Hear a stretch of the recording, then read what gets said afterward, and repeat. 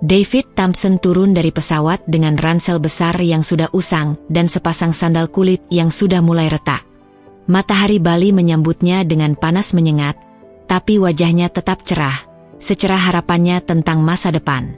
Di tangannya, ia membawa buku catatan lusuh berisi coretan rencana bisnis pariwisata, lengkap dengan target pendapatan dan sketsa villa impiannya.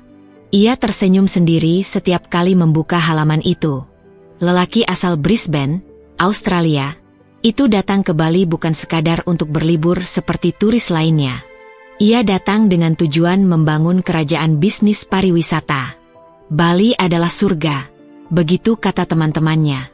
Dan bagi David, surga adalah tempat terbaik untuk memulai mimpi. Ia sudah menjual semua yang ia miliki di Australia.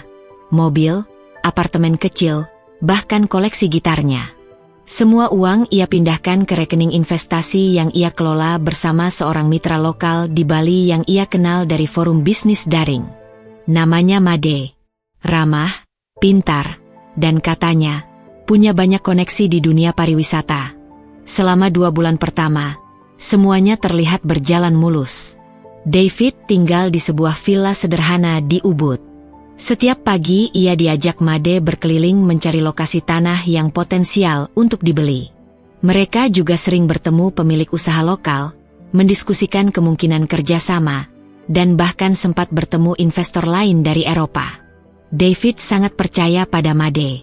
Ia menyerahkan semua dokumen legal dan keuangan kepada pria itu agar lebih mudah mengurus perizinan dan pembelian lahan.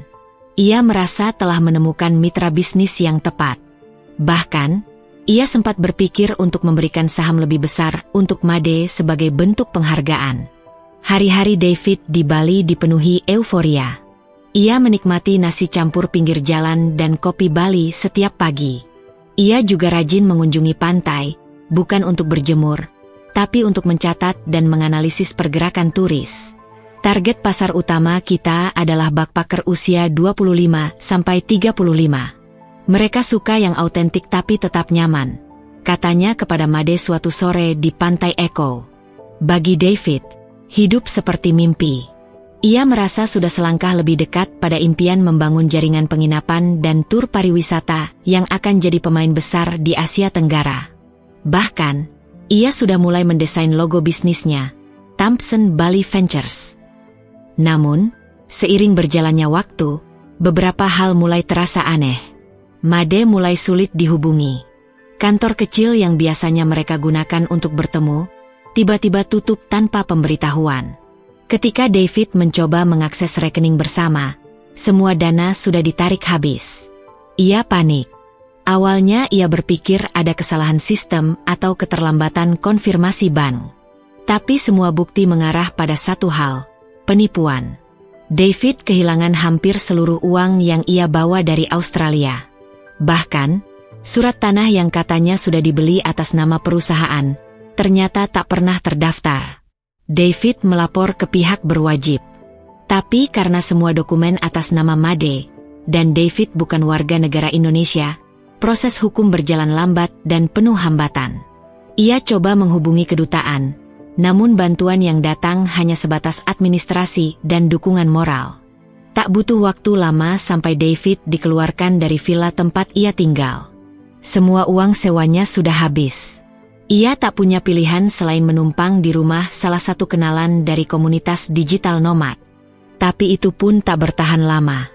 Dalam waktu 3 bulan, dari calon pengusaha sukses, David berubah menjadi seseorang yang bahkan tak tahu di mana akan tidur malam ini. Di satu malam yang penuh gerimis, David duduk sendirian di emperan toko tutup di daerah Seminyak. Ia menggenggam erat ransel lusuh yang dulu ia bawa dari Australia. Di dalamnya, tinggal beberapa baju dan buku catatan impiannya yang kini terasa seperti lelucon tragis. Ia menatap langit Bali yang gelap dan penuh awan. Apa aku terlalu bodoh percaya pada orang? Atau terlalu naif dengan mimpi? Pikirnya dalam diam. Tapi malam itu, meski hatinya hancur, David tahu satu hal, ia belum selesai. Bali belum selesai denganku, bisiknya. Malam itu, ia tidur beralaskan kardus bekas. Bau got dan suara kendaraan jadi pengantar tidur. Tapi di hatinya, David masih menyimpan satu hal yang tak bisa dirampas siapapun, mimpi. Dan seperti yang akan kita lihat, dari puing-puing mimpi itulah sebuah kisah luar biasa akan dimulai. 3 bulan setelah tiba dengan penuh harapan, David Thompson tidak lagi berjalan dengan kepala tegak di trotoar seminyak. Ia lebih sering menunduk, menyembunyikan wajah asingnya yang dulu penuh percaya diri. Kini, ia hanya bule malang yang hidup berpindah-pindah, tidur di mana saja yang cukup aman dari hujan dan kejaran satpam. Hari-hari David menjadi lingkaran waktu yang monoton. Bangun pagi karena panas matahari yang menyengat wajahnya, berjalan menyusuri pantai sambil berharap menemukan uang receh tercecer, lalu duduk di dekat warung sambil menunggu belas kasihan. Tidak jarang, ia hanya makan sekali sehari dari sisa makanan turis atau pedagang yang iba. Sesekali ia mencoba menjual keahliannya. Ia pandai menulis, pernah belajar marketing digital, dan cukup fasih berbicara bahasa Indonesia. Tapi siapa yang mau mempekerjakan orang asing tanpa dokumen lengkap? Apalagi yang penampilannya seperti gembel? Suatu hari, David memberanikan diri mendatangi kantor polisi lagi. Kali ini untuk menanyakan perkembangan kasus penipuannya. Namun, jawaban yang ia terima hanya mengulang. Kami masih selidiki, Pak. Tidak mudah karena pelaku warga lokal dan semua aset atas namanya. David keluar dari kantor polisi dengan mata kosong. Hatinya hancur. Bukan hanya karena uangnya hilang, tapi karena harga dirinya terinjak-injak. Ia merasa ditelanjangi oleh keadaan. Teman-temannya di Australia tak ada yang tahu kondisinya sekarang. Ia terlalu malu untuk meminta bantuan. Dalam pikirannya, kembali pulang dalam keadaan bangkrut adalah kegagalan sejati. Malam-malam ia habiskan dengan duduk termenung, menatap kendaraan lalu lalang. Setiap kali melihat turis berkulit putih berjalan sambil tertawa membawa es kelapa atau belanjaan butik mahal, hatinya perih. Ia dulu seperti mereka. Pada suatu malam yang tidak terlalu ramai, David duduk di trotoar dekat sebuah minimarket 24 jam. Hujan baru saja reda. Ia menggulung lengan bajunya dan mulai memainkan gitar kecil milik seorang pengamen lokal yang ia pinjam dengan izin. Suaranya pelan, tapi merdu. Lagu-lagu barat yang dulu sering ia nyanyikan di bar kampus, kini ia bawakan untuk sekadar mendapatkan beberapa lembar ribuan. Seorang anak kecil memberinya sebungkus nasi bungkus. Ini buat Om, katanya sambil tersenyum malu-malu. David mengangguk, menahan air mata. Dalam situasi terendah hidupnya, justru anak kecil yang memberinya kekuatan untuk bertahan. Suatu pagi, David berjalan melewati sebuah kafe mewah di Seminyak. Ia haus, sangat haus. Panasnya udara membuat tenggorokannya kering. Ia berdiri di depan pintu masuk, berharap bisa masuk sebentar untuk mengambil air keran di kamar mandi. Tapi belum sempat melangkah masuk, seorang pria berpakaian rapi menghentikannya. "Maaf, ini bukan tempat untuk Anda," katanya dengan nada tajam. Seorang satpam mendekat, menatap David dari ujung kepala sampai kaki. "Silakan pergi sebelum kami panggil polisi," ujar satpam itu tegas. David terdiam. Kata-kata mereka seperti palu yang menghantam dadanya. Ia hanya ingin minum, bukan mencuri atau mengemis. Tapi tak satu pun dari mereka melihatnya sebagai manusia. Mereka hanya melihat penampilan luarnya, kumal, bau, dan asing. Dengan perlahan, David memutar badan dan berjalan menjauh. Tapi hatinya bergemuruh. Amarah dan kesedihan bercampur jadi satu. Di sudut jalan, ia berhenti dan duduk di bawah pohon. Untuk pertama kalinya sejak ia ditipu, David menangis keras. Ia tak peduli orang-orang menatapnya. "Suatu hari, aku akan kembali ke tempat itu," gumamnya sambil mengepalkan tangan. "Tapi bukan sebagai gembel. Aku akan jadi pemiliknya." Kalimat itu muncul dari dasar hatinya, seperti nyala api kecil di dalam gelap. Di titik nadir kehidupannya, David menemukan sesuatu yang jauh lebih kuat dari sekadar uang atau bisnis, semangat untuk bangkit. Keesokan harinya, ia memulai hari dengan langkah berbeda.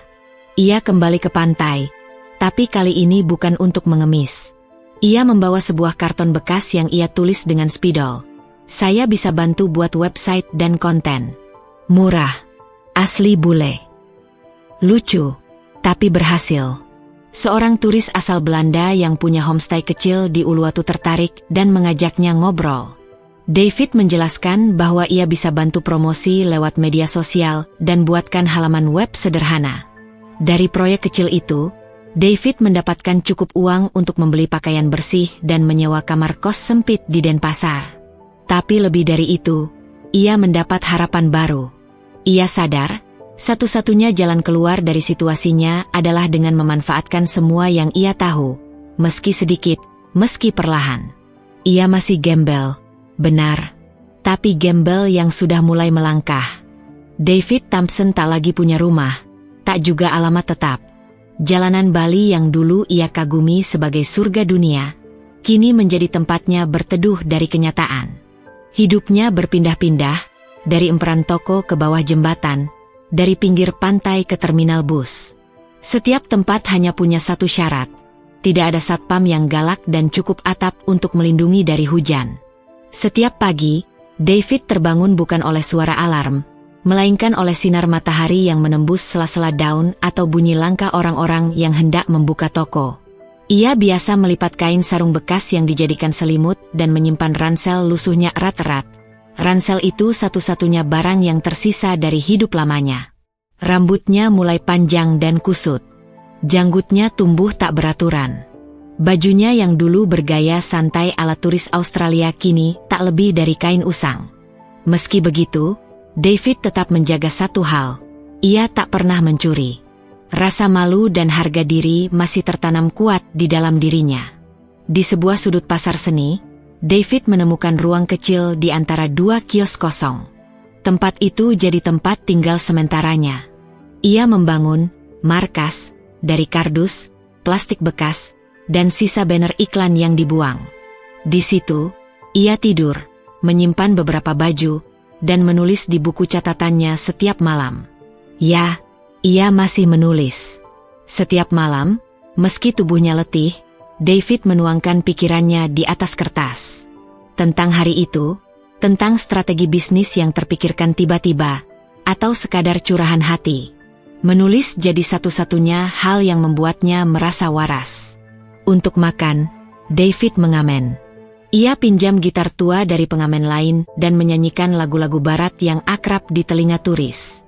Kadang ia menyanyi di trotoar, kadang di kafe-kafe kecil yang memperbolehkan. Hasilnya tak banyak, tapi cukup untuk makan 1 atau 2 kali sehari. Kadang ada juga turis yang memberinya tips lebih, apalagi setelah tahu ia bisa berbicara bahasa Indonesia dengan lancar.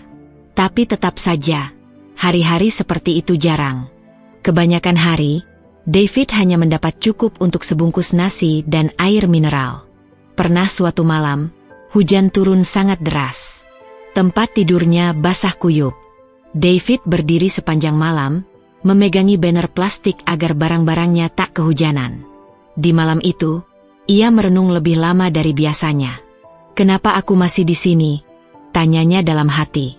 Tapi jawabannya selalu sama, karena ia belum menyerah. Beberapa kali ia melihat mantan mitra bisnisnya, Made, di jalan atau di media sosial. Dari cerita orang-orang, Made masih aktif di dunia properti dan bahkan membuka usaha baru. Tapi David memilih tidak mengejar atau mengkonfrontasi. Ia tahu, amarah tidak akan membantunya keluar dari keterpurukan. Di masa-masa itu, David mulai mengenal banyak orang dari komunitas jalanan. Ada Pak Darto, mantan pegawai hotel yang di PHK saat pandemi dan belum mendapat kerja lagi. Ada Putu, pemuda asli Bali yang diusir keluarganya. Dan ada Wayan, seorang perempuan tua yang menjual gelang dan kalung di pinggir pantai.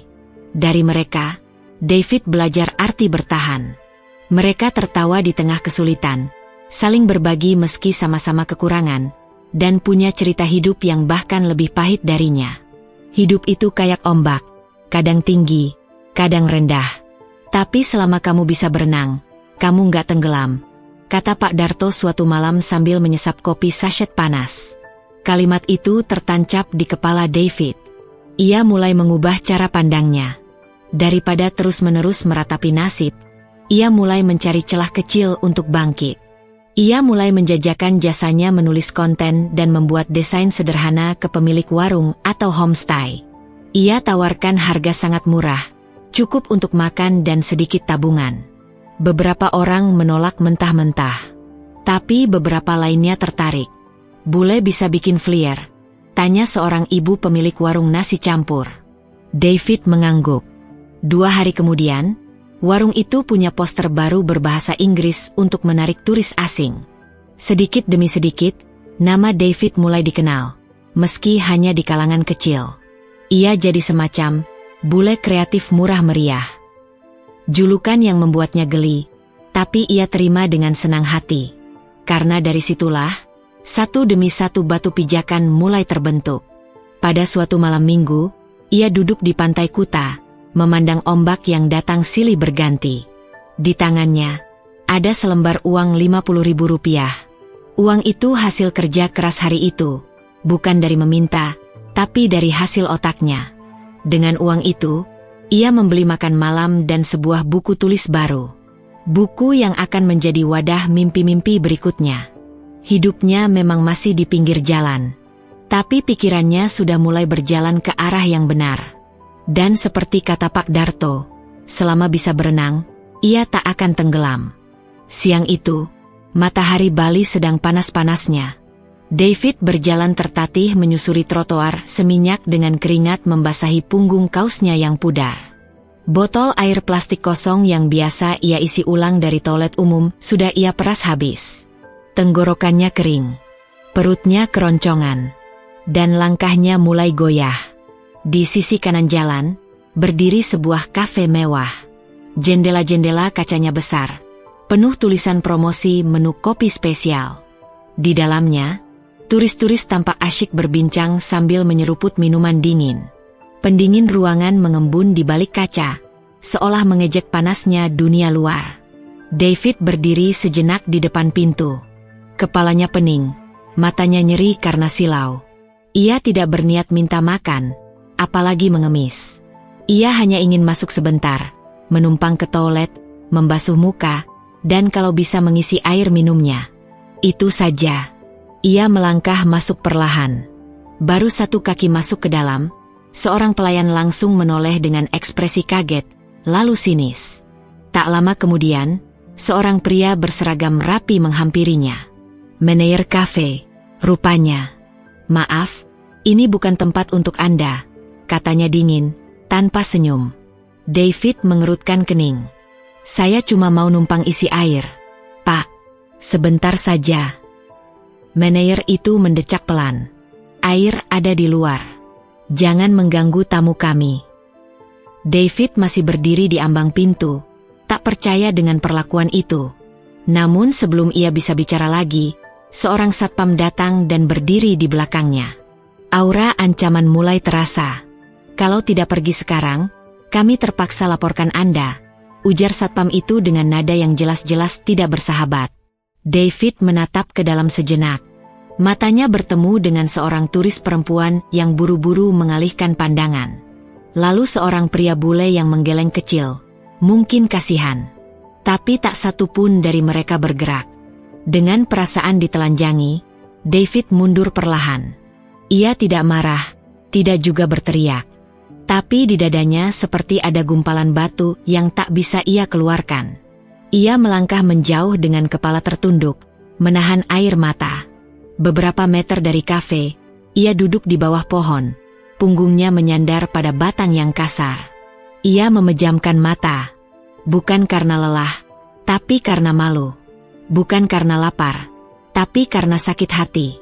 Ia ingat dulu, ketika masih tinggal di Brisbane, ia sering nongkrong di kafe.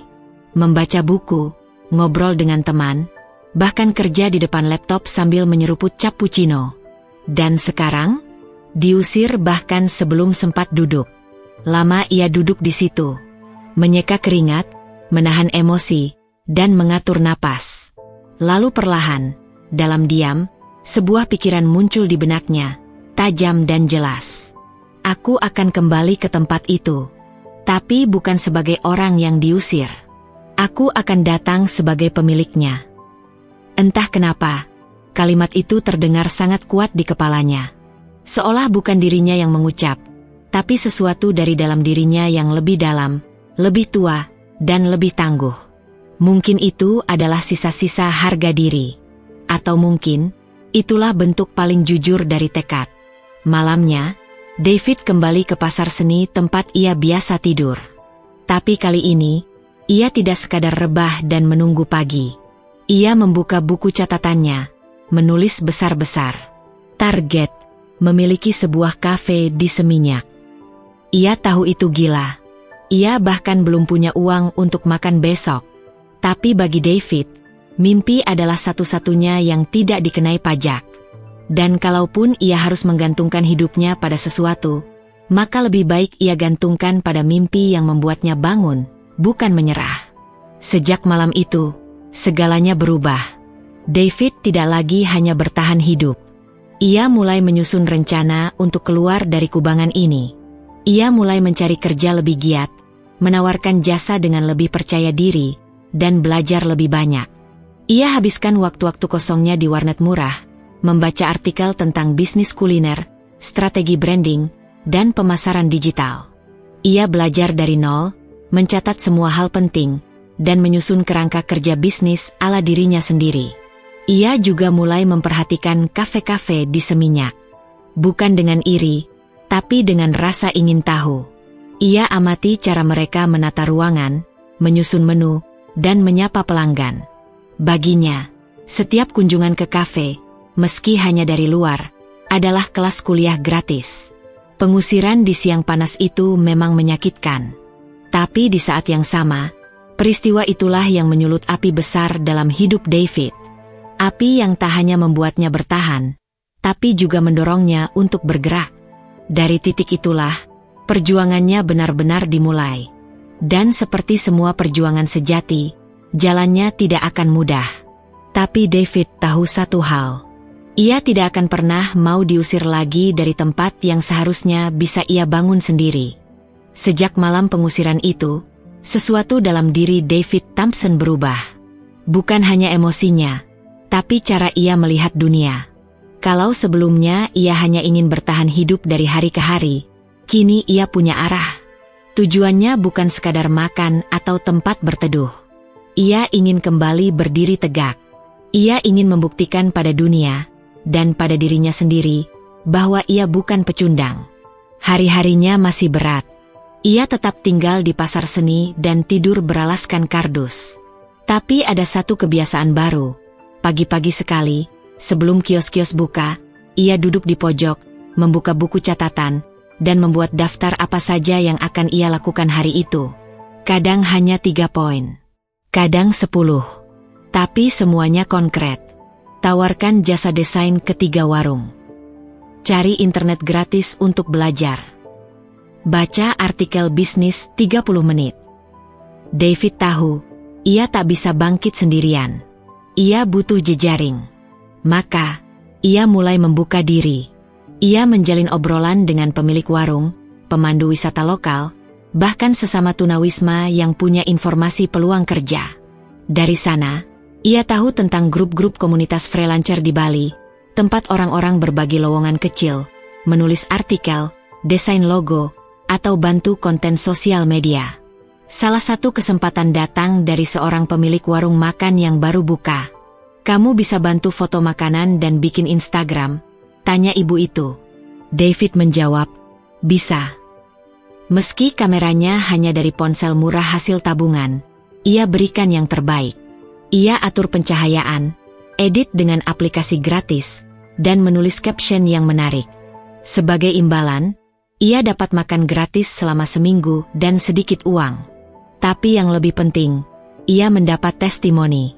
Warung itu kemudian mengenalkannya ke pemilik usaha lain. Pelan-pelan, reputasi David mulai terbentuk. David juga mulai bekerja serabutan. Ia jadi penerjemah dadakan untuk turis yang kesasar. Jadi pemandu setengah hari untuk tamu asing yang ingin wisata murah, bahkan bantu antar barang untuk toko oleh-oleh. Tidak semua pekerjaan nyaman, dan beberapa upahnya sangat kecil. Tapi bagi David, Setiap pekerjaan adalah anak tangga menuju perubahan. Di sela-sela itu, ia kembali belajar secara otodidak. Ia sering ke perpustakaan kecil milik komunitas ekspat, tempat ada internet gratis.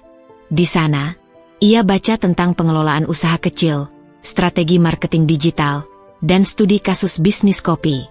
Ia mencatat semuanya, lalu menyusun rencana jangka panjang.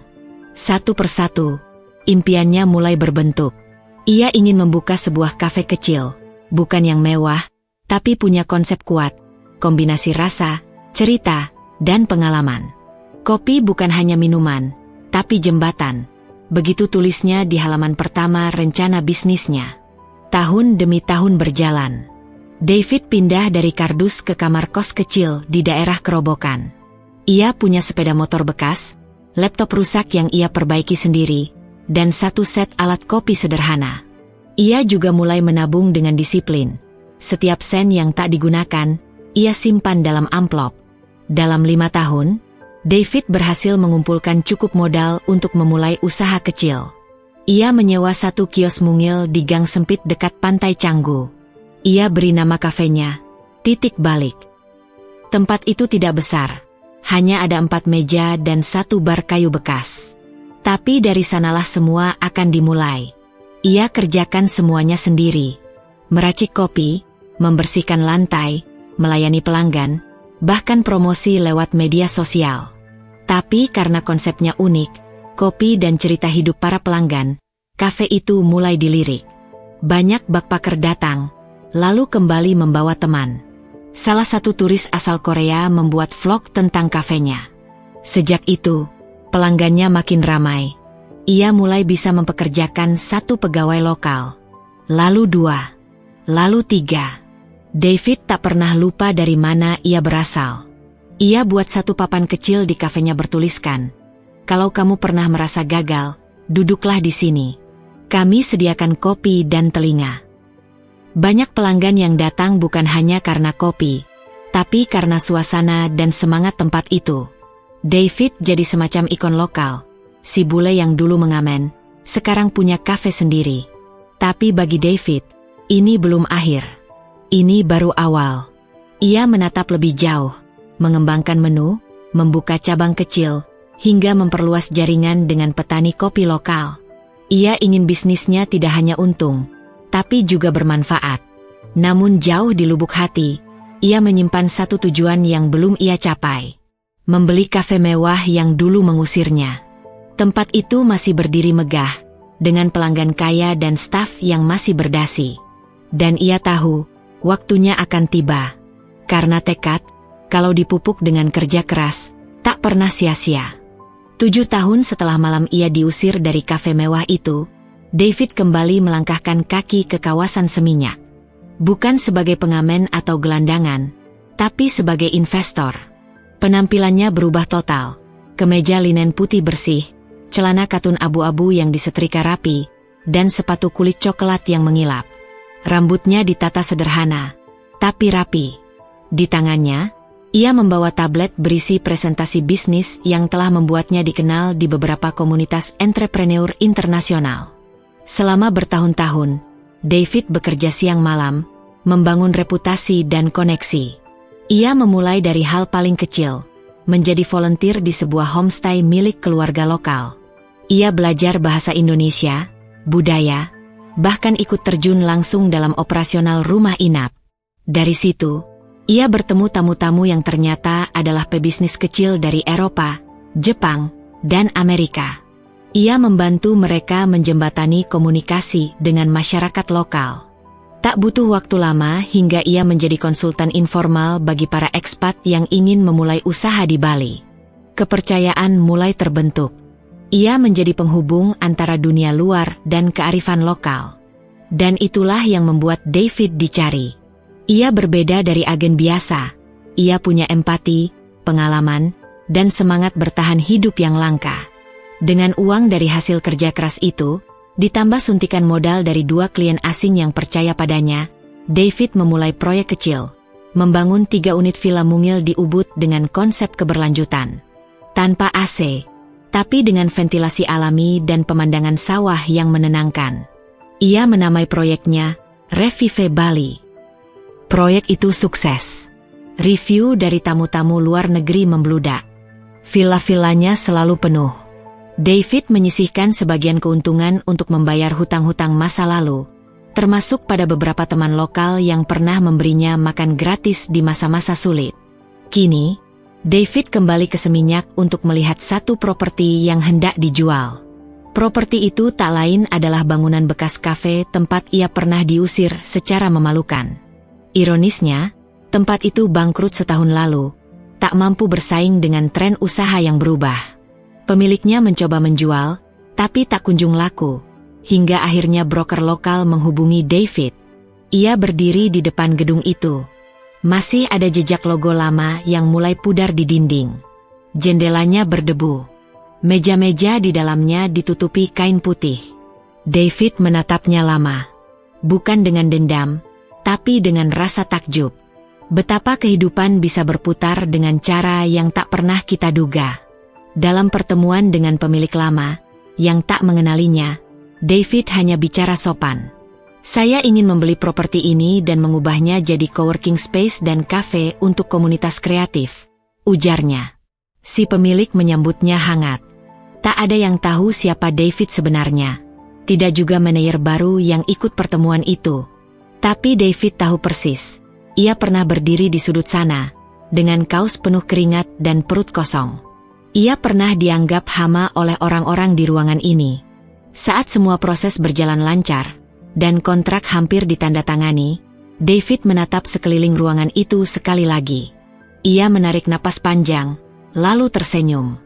Kalau kalian tahu, dulu saya pernah diusir dari tempat ini karena hanya ingin numpang duduk sebentar saja, ucapnya pelan kepada asistennya yang berdiri di samping.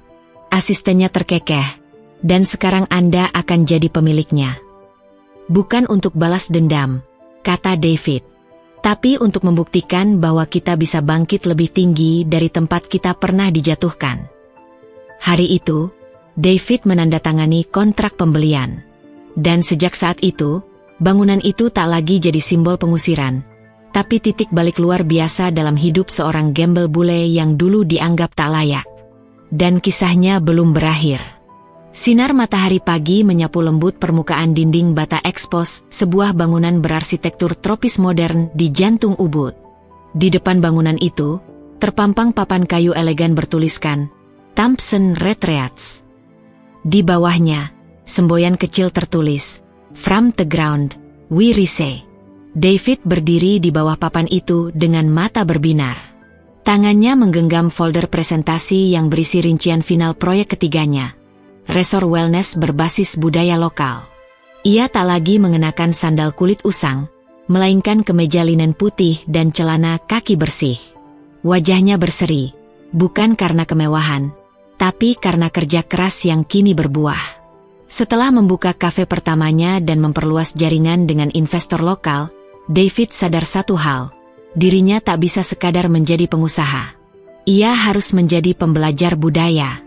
Maka selama 2 tahun terakhir, ia terjun langsung belajar bahasa Bali, mengikuti upacara adat, hingga membaur bersama masyarakat desa. Hal itu bukan hanya membuatnya dihormati, tapi juga membuka jalan kolaborasi. Ia tidak lagi melihat Bali hanya sebagai tempat usaha, tetapi rumah. Dan dari rasa hormat itulah, banyak pemilik tanah lokal yang sebelumnya ragu, akhirnya percaya padanya. Proyek ini tidak hanya untuk turis, jelas David dalam presentasi kepada mitranya, seorang arsitek muda asal Denpasar. Ini untuk mengenalkan esensi Bali, ketenangan, keseimbangan, dan keterhubungan antara manusia dan alam. Mitra-mitranya terkesan, bukan hanya karena konsep bisnisnya yang matang, tapi juga karena David tidak semata mengejar keuntungan. Ia menyisihkan sebagian pendapatan untuk program pelatihan kerja bagi pemuda desa, dan memberikan akses pendidikan digital gratis di ruang komunitas yang ia bangun di area resor. Dulu saya tidur di emperan toko di Seminyak, ujar David dalam salah satu pidato pembukaan program. Hari ini saya berdiri di sini bukan karena keberuntungan, tapi karena saya tidak menyerah, dan karena orang-orang baik yang saya temui di jalan. Setiap hari, tamu dari berbagai negara datang ke Thompson Retreats. Mereka bukan hanya mencari tempat bermalam, tapi pengalaman yang autentik. David menciptakan paket retret meditasi di tepi sawah, kelas memasak bersama ibu-ibu desa, dan sesi membatik dengan pengrajin lokal. Semua konsep itu ia jalankan dengan prinsip keberlanjutan. Tidak ada plastik sekali pakai, makanan berasal dari petani sekitar, dan seluruh staf mendapatkan upah layak serta asuransi. Hal itu membuat bisnisnya mendapat banyak penghargaan, baik dari pemerintah maupun organisasi internasional. Namun lebih dari itu, yang membuat David merasa berhasil adalah saat melihat orang-orang yang dulu tertawa saat ia diusir dari kafe, kini mengantri untuk sekadar membuat janji kerja sama dengannya. Di satu malam yang sunyi, David duduk di balkon resornya sambil memandangi bintang. Di sampingnya, buku catatan lusuh yang dulu hampir ia buang, kini telah penuh coretan baru. Ia membuka halaman awal, sketsa villa impian yang dulu digambarnya saat masih di Brisbane. Ia tersenyum. Bentuknya memang sudah banyak berubah, tapi semangatnya tetap sama, membangun sesuatu dari nol, dengan ketulusan dan kerja keras. Aku belum selesai, gumamnya. Ini baru permulaan. Dan benar. Thompson Retreats hanyalah awal dari sebuah kerajaan bisnis pariwisata berbasis keberlanjutan yang akan menjadikan nama David bukan hanya sebagai pengusaha sukses, tapi simbol ketekunan, integritas, dan kebangkitan dari titik terendah. 12 tahun berlalu sejak malam saat David tidur beralaskan kardus dan diusir dari kafe mewah di Seminyak. Dunia telah berubah. Bali pun telah berubah. Tapi yang paling drastis berubah adalah David sendiri. Dari seorang pria bule yang ditipu dan diusir, ia kini menjadi salah satu pemilik jaringan hospitality paling berpengaruh di Indonesia. Pagi itu, matahari bersinar hangat di atas Seminyak. Mobil hitam dengan kaca gelap berhenti perlahan di depan bangunan megah bernama Sundara Haven. Hotel butik berkonsep modern tropis yang terintegrasi dengan restoran mewah dan coworking space di lantai atas. Beberapa tamu ekspatriat terlihat bersantai di beranda, menikmati kopi, tak menyadari bahwa lelaki yang baru turun dari mobil adalah pemilik tempat itu. David melangkah perlahan. Setelan linen putih yang ia kenakan tampak sederhana, tapi elegan.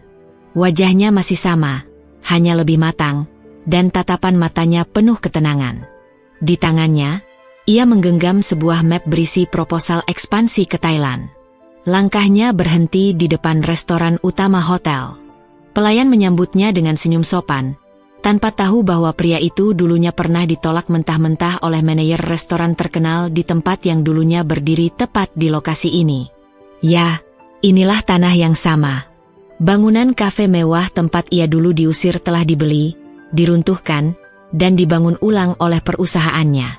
Tempat ini bukan hanya simbol keberhasilannya, tapi juga lambang pembalasan tanpa amarah. Di ruang meeting lantai 2, tim manajemen sudah menunggu. Beberapa di antaranya adalah anak muda lokal yang dulunya ia temui ketika masih menjadi volunteer pengajar bahasa Inggris di komunitas jalanan. Kini, mereka adalah profesional yang ia gaji dengan layak dan ia percayai untuk menjalankan bisnisnya. Selamat pagi semuanya, sapa David dengan suara tenang. Hari ini kita finalisasi rencana ekspansi. Tapi sebelum itu, aku ingin kita ingat sesuatu. Kita bukan sekadar bisnis. Kita rumah bagi banyak orang yang pernah merasa tidak punya tempat. Salah satu manajer senior, Rani, mengangguk. Ia tahu persis maksud David. Ia sendiri dulu hampir kehilangan harapan saat diusir dari pekerjaannya karena diskriminasi. David yang menampungnya, melatihnya, dan memberinya kepercayaan. Setelah rapat, David turun ke restoran dan duduk di pojok ruangan yang menghadap ke taman. Ia memesan kopi Bali favoritnya dan membuka buku catatan lama yang selalu ia simpan. Buku itu berisi semua sketsa impiannya dari masa lalu. Sebagian sudah terwujud, sebagian lagi masih dalam proses. Tiba-tiba, seorang pria parubaya masuk ke restoran. Rambutnya beruban, tubuhnya sedikit bungkuk, tapi matanya masih penuh percaya diri. David mengenalnya seketika, manajer kafe yang dulu mengusirnya. Pria itu tampak bingung saat melihat David. Ia menghampiri dengan ragu-ragu. "Maaf, Anda David Thompson, pemilik tempat ini?" David tersenyum. "Benar. Dan Anda Pak Surya, bukan?" Pria itu tampak canggung. Saya hanya ingin bilang bahwa saya salah. Dulu saya menilai Anda dari tampilan. Saya kira Anda gembel, dan saya sangat menyesal." David menatapnya dalam-dalam. Lalu ia menarik kursi di hadapannya. "Duduklah. Saya tak punya dendam. Justru saya ingin berterima kasih. Karena perlakuan Anda waktu itu, saya jadi tahu seperti apa rasanya diremehkan. Dan itu yang menguatkan saya." Pak Surya duduk perlahan, matanya berkaca-kaca. "Saya malu, tapi juga bahagia bisa melihat Anda berhasil." David tersenyum hangat. "Kita semua pernah jatuh, Pak. Yang penting, kita tahu bagaimana bangkit." Hari itu, di atas lahan tempat ia dulu dihina, David menutup kisah lamanya dengan damai. Ia tak perlu balas dendam. Karena kemenangan terbaik adalah membuktikan bahwa mimpi, jika digenggam erat, bisa membawa siapapun, bahkan seorang gembel bule, kembali sebagai pemilik. Dan Bali, yang dulu menyambutnya dengan pahit, kini berdiri sebagai saksi perjalanan luar biasa seorang pemimpi yang tak pernah menyerah.